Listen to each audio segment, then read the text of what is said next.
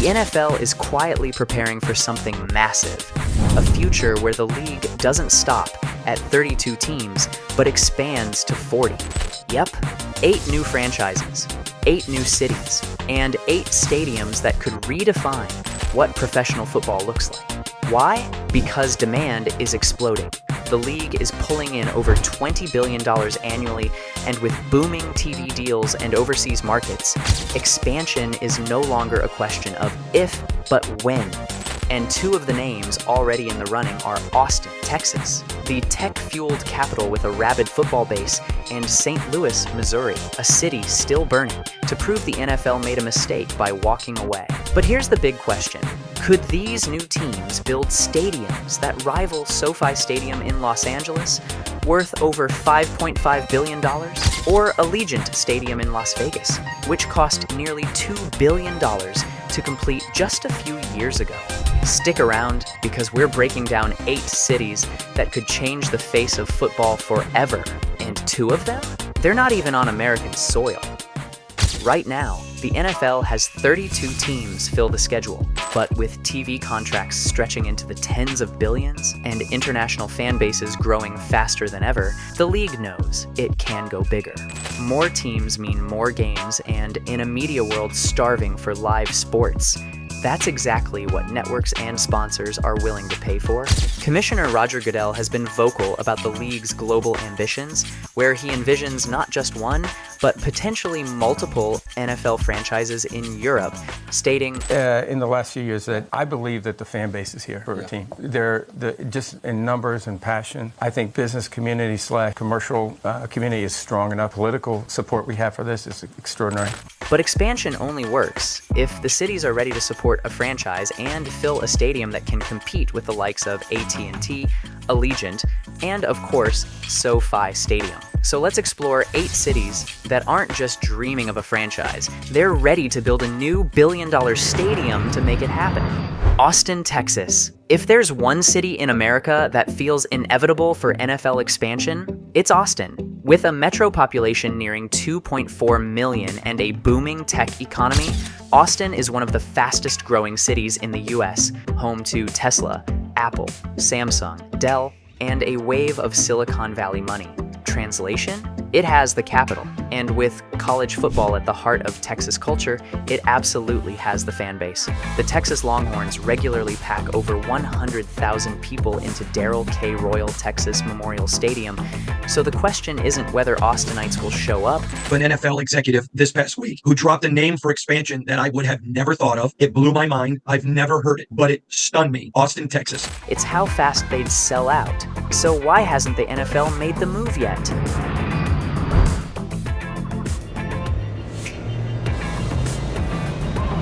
Dallas and Houston. The Cowboys and Texans dominate the state, and the league has been cautious about crowding regional markets. But here's the catch. Austin sits perfectly between both, and it's already becoming a cultural rival to Dallas in business, media, and identity. And if the NFL's looking for a new age, tech-savvy city to make a bold statement, Austin is ready. But what about a city that already had a team and is still fighting to get it back?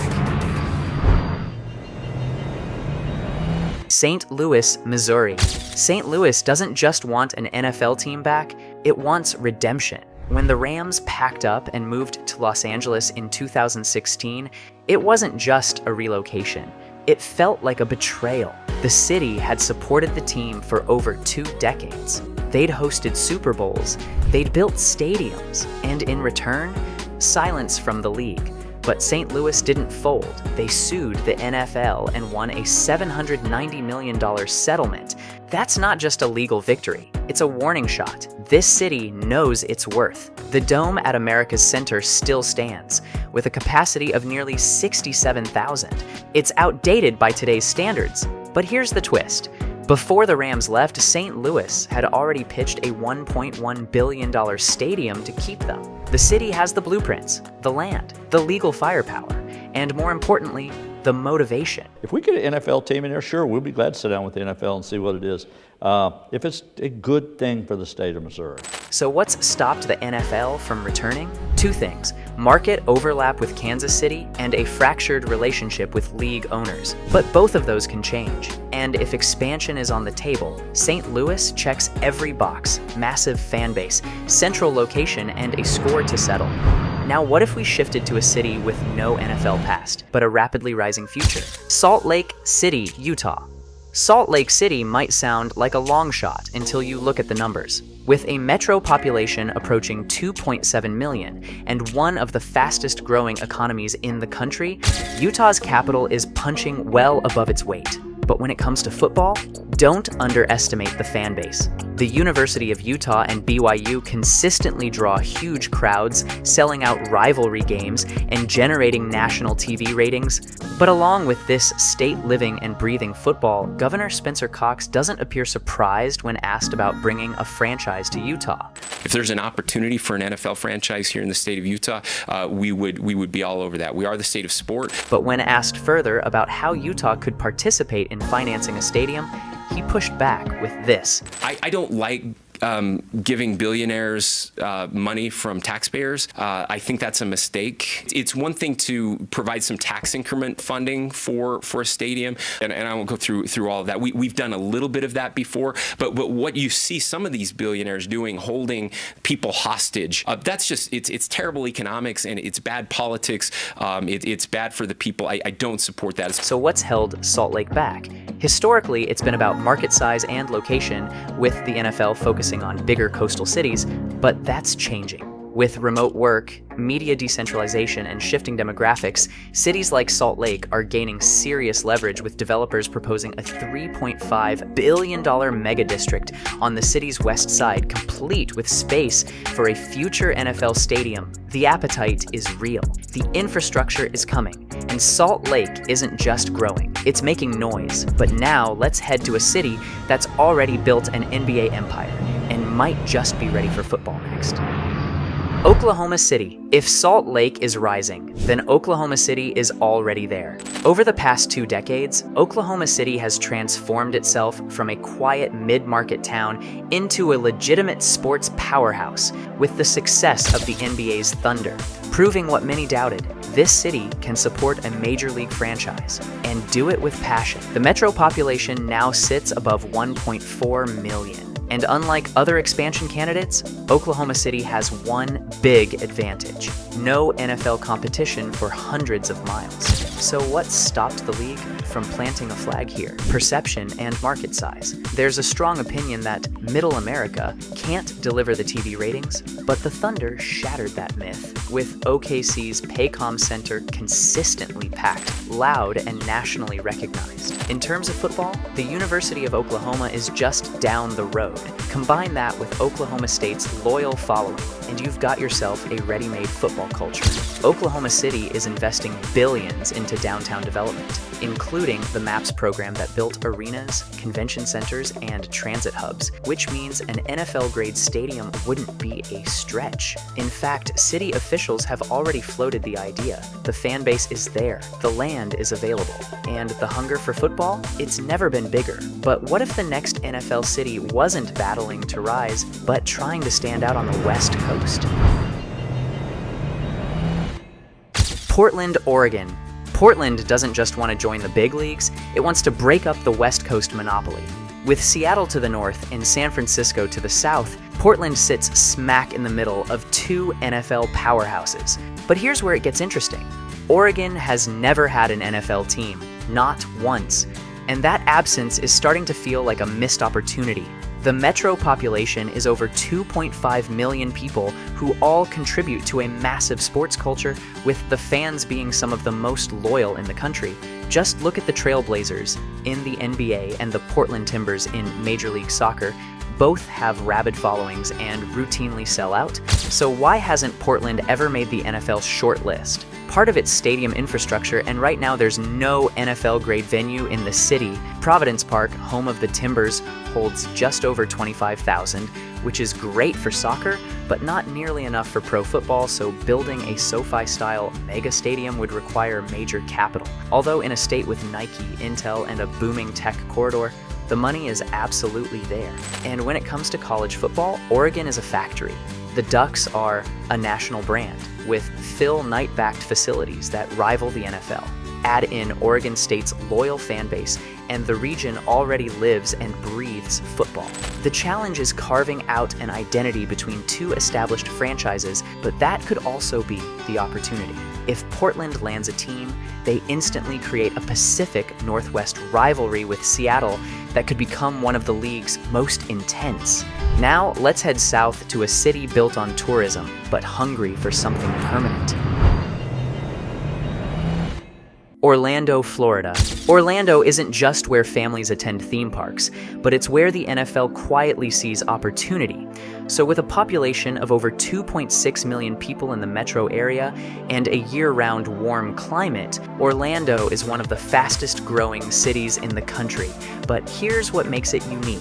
It has no Major League Football team, despite being in a state obsessed with the sport. So what's held it back? Tampa, Miami, and Jacksonville are the three teams that already have a footing in Florida, and the league has been hesitant to oversaturate the state. But Orlando's market is different. It's younger, more transient, and it's growing faster than any of Florida's traditional football cities. And the infrastructure, it's already in place. Camping World Stadium seats over 60,000 and has hosted the NFL Pro Bowl, college bowl games, and even international soccer events. So even though it's not a SoFi spectacle, the bones are there. With an upgrade or a brand new build, Orlando could easily handle an NFL franchise. For a new push to bring NFL football to Orlando by turning Camping World Stadium from this into this, a major renovation in hopes of landing one of Florida's major teams. And let's not forget college football, with the University of Central Florida having over 70,000 students and a rapidly growing football program that draws serious crowds. The culture is in place. The demand is there. The only thing missing is the team. But what if the next city didn't just want in? It wanted to bring the entire NFL across the border. Toronto, Ontario, Canada. Toronto isn't just Canada's biggest city, it's the most obvious international wildcard in the entire NFL expansion conversation. 6 million people in the metro area, and one of the most diverse, economically powerful cities in North America. Toronto checks boxes most US markets can't. It's already home to the NBA's Raptors, MLB's Blue Jays, and the NHL's Maple Leafs, and every one of them sells. I've got a message for NFL Commissioner Roger Goodell. Raj, it's time to stick an NFL franchise in Toronto. So what's the holdup? Two things: logistics and legacy. The NFL has been cautious about crossing the border full-time, as Toronto already has a long-standing CFL team, the Argonauts, and some worry a new NFL franchise would cannibalize interest. But let's be real. Toronto's population and economy could easily support both. The city has already hosted NFL regular season games at the Rogers Center, and in 2013, the Buffalo Bills explored relocating permanently. It didn't happen, but the discussion never fully disappeared. In fact, the Rogers family, yes, that Rogers, has long been rumored to want an NFL team in Toronto. As for stadiums, Toronto would need to build a new one because BMO Field is a soccer venue, and Rogers Center isn't suited for modern football. But this is a city that's hosted the Pan Am Games, multiple World Cup matches, and entire Olympic bids. If anyone can build a SoFi-style stadium on international soil, it's Toronto. The fans are global, the infrastructure is close, and if the NFL wants to make its first move outside the US, this is the place. But what if the league didn't just cross a border, but crossed the ocean?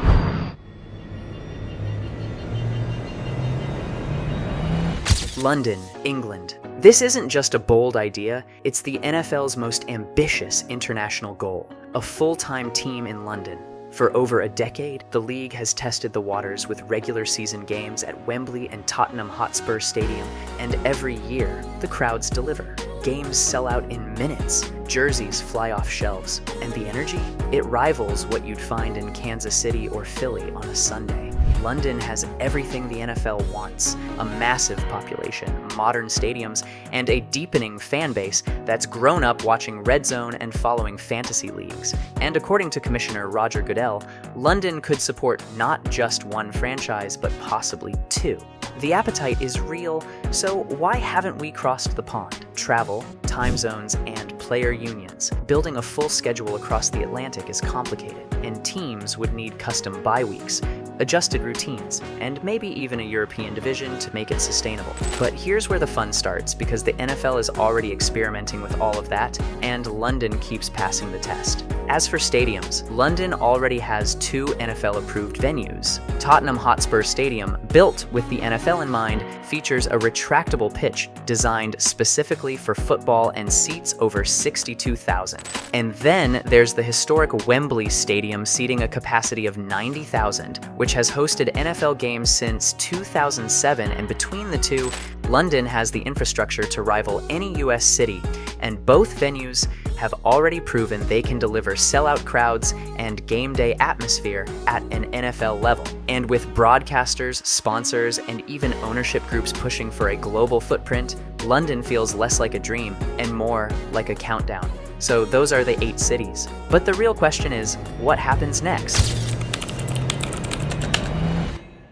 Could the NFL really pull this off? In theory, absolutely. But in reality, there are still major hurdles. Building stadiums isn't cheap, and with SoFi costing over $5.5 billion, not every city has a SoFi-sized wallet. And then there's fan loyalty. Can new teams survive in markets already saturated with college football? Can London or Toronto sustain week-in, week-out NFL culture? And how do you convince players to fly 9 hours for a division game? But here's the flip side. The demand has never been higher, and the NFL is already the most profitable sports league on earth, which means expansion is the most powerful way to grow that empire even further. Whether it's Austin building from scratch, St. Louis seeking revenge, or London redefining what it means to be a home team, these cities aren't just pitching teams, they're pitching visions. And that brings us to the real question. If the NFL expanded tomorrow, which city would you give a team to first? Drop your picks in the comments, and don't forget to like and subscribe for more deep dives into stadiums, strategy, and the future of football.